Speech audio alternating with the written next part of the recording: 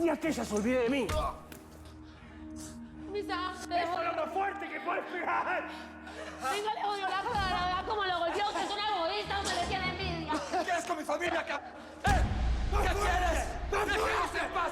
¡Hijo de tu p***! ¡Ay, no, mate, no! ¡No, pásalo bien! ¡No! Yo no me lo digo, mi vida. No como vos que tenés una doble vida. Pues le estás poniendo los cachos a Araceli con esa tal Andrea. Ahí sí te quedas callado, ¿no? Como un perro, ¿no quieres muy machito? ¿No te crees muy machito, pues? ¡Cállate! Mi vida privada, tú tienes eso. Privada. Y tú, levántate, hijo de la chica. Y dime qué quieres. Te voy a ayudar, pero dejes en paz a mi mujer, ¿ok?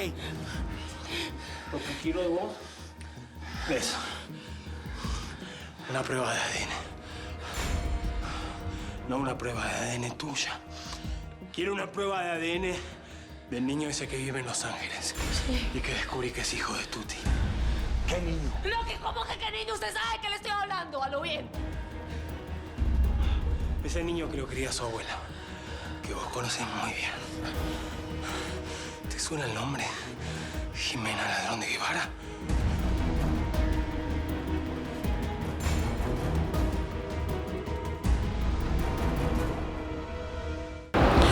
Mil gracias por seguirnos en YouTube. Si te suscribes aquí, encontrarás todos los capítulos de La Señora 03 La Coyote. También puedes visitar telemundo.com, donde encontrarás todos los capítulos de esta superserie.